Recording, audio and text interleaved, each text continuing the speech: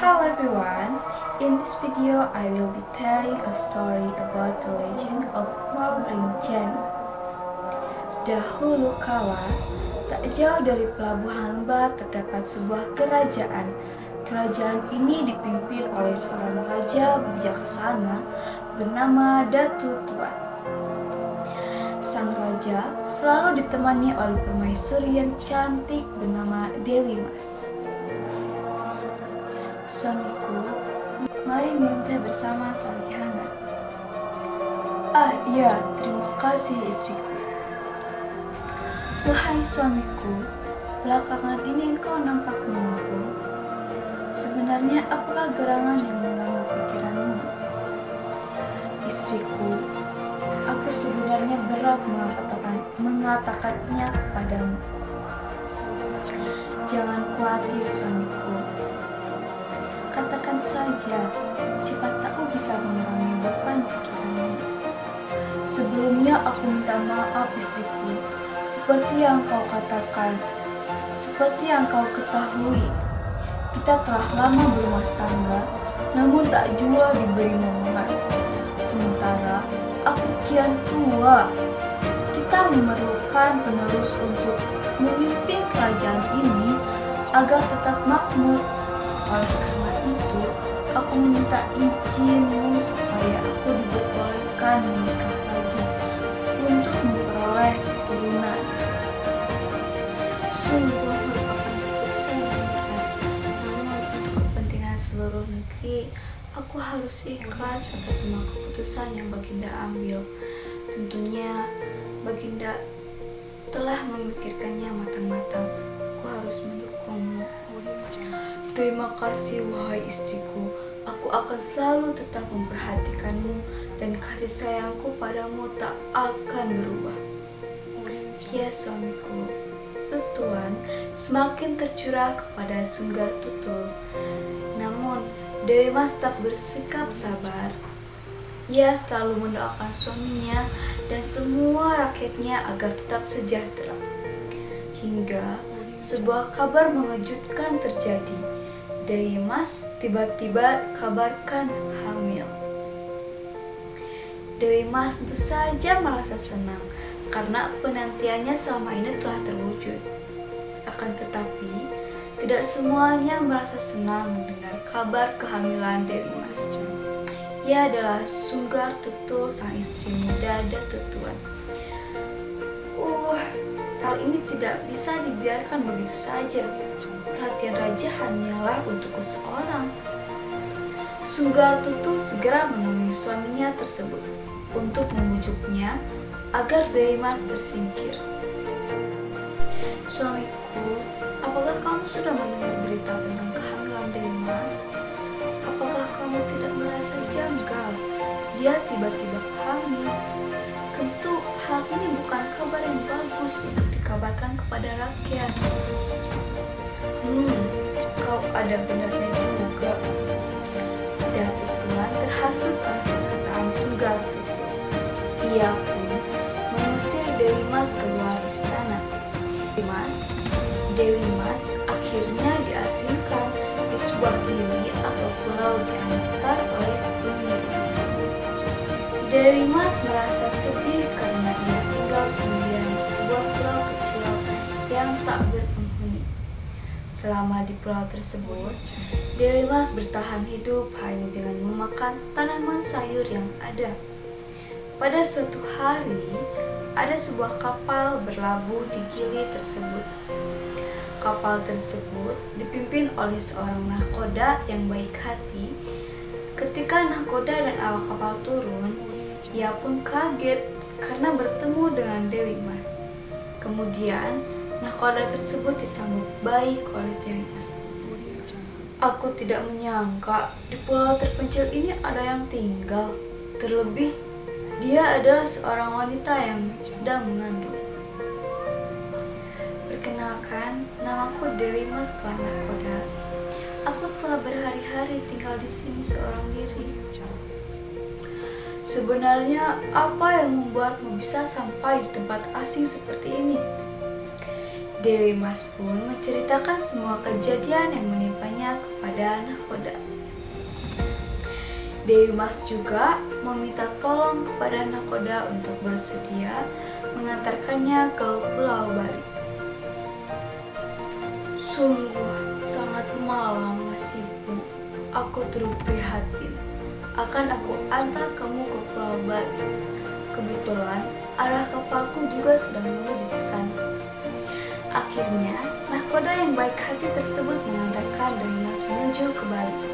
Ketika di Bali, Dewi Mas tinggal di sebuah gubuk kecil dan waktu pun terus berlalu sampai tiba masa kelahiran Dewi Mas. Pada saat melahirkan, Dewi Mas sangat senang sekali karena melahirkan bayi kembar laki-laki dan perempuan. Yang laki-laki dilahirkan bersama sebilah keris. Ia diberi nama Raden Nuna Putra Janja. Sedangkan yang perempuan lahir bersama sebuah anak panah, ia diberi nama Dewi Rinjani. Tak terasa waktu terus bergulir secara cepat. Kedua bayi kembar tersebut tumbuh berkembang menjadi seorang pria gagah dan wanita yang cantik.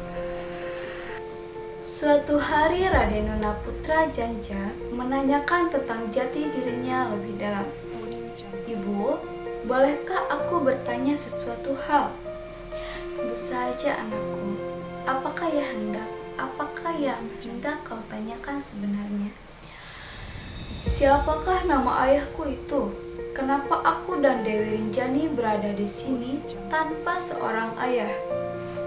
Mendengar pernyataan itu, Dewi Mas pun sedikit terkejut.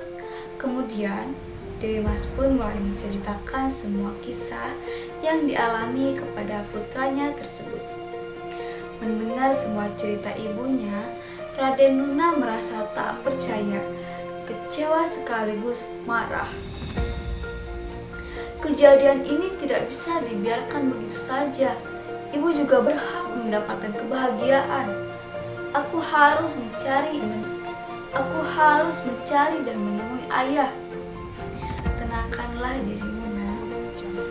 Ibu, izinkan aku untuk menyeberang menemui ayah.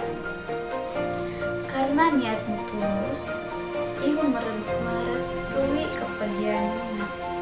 Tapi ingat pesan ibu, berhati-hatilah selama di perjalanan dan selalu jaga sikapmu. Kemudian Raden Nuna melalui lautan selama berhari-hari demi bertemu dengan ayahnya Datuk Tuan. Pada akhirnya, setelah sekian lama di tengah laut, Raden Nuna pun menapakkan kakinya di pelabuhan Lembar. Kemudian, Raden Nuna mulai menyusuri daerah itu untuk mencari pusat kerajaan Datuk Tuan. Hingga pada akhirnya ia tiba di kerajaan Datuk Tuan. Permisi pengawal, izinkan aku bertemu dengan Raja Datuk Tuan. Siapa kamu ini? Dan apa urusanmu hingga ingin bertemu dengan Raja kami? Mohon maaf Tuan Pengawal, aku belum bisa mengatakan tujuanku hingga bertemu dengan Raja Datuk Tuan. Sombong sekali kau. Raja tidak bisa ditemui semaumu. Pertarungan antara Raden Nuna dan pengawal kerajaan pun tak terelakkan. Pertarungan sungguh berlangsung sangat seru. Namun, kesaktian Raden Nuna ternyata tidak sebanding dengan pengawal. Semua pengawal kerajaan berhasil dikalahkan Raden Nuna. Pertempuran itu pun terdengar di telinga Datuk Tuan. Ia segera turun tangan untuk mengatasi keributan itu. Namun, ketika perkelahian hendak terjadi, sebuah kejadian aneh terjadi. Tiba-tiba, terdengar sebuah suara dari angkasa. Datuk Tuan, Datuk Tuan, Datuk Tuan. Hei, siapa itu? Siapa di sana? Keluarlah. Hentikanlah emosi dan langkahmu. Janganlah kamu bertarung dengannya. Janganlah kamu bertarung dengan anakmu sendiri. Anakku. Hei, jangan-jangan kau. Siapakah namamu anak muda? Siapakah ibumu?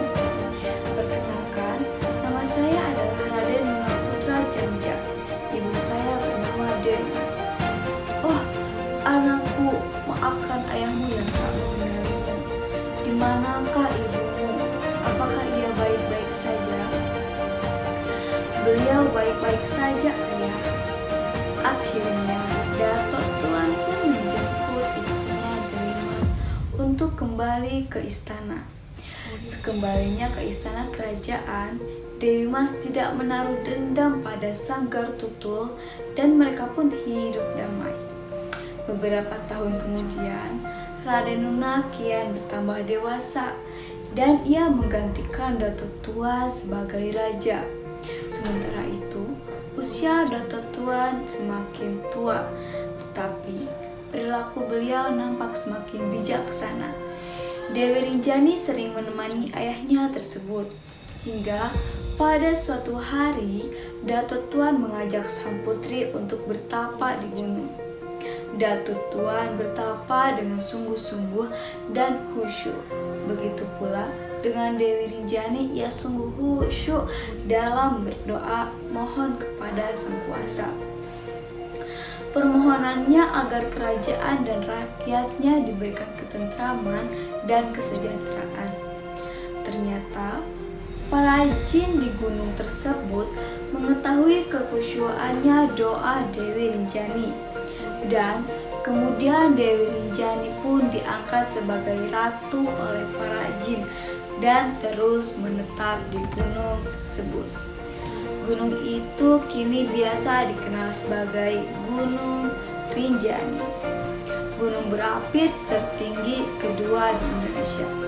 Gunung ini juga menjadi gunung berapi terindah yang berada di Lombok.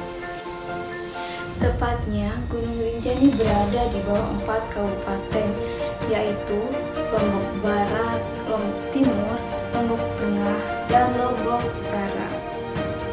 Sekian, terima kasih.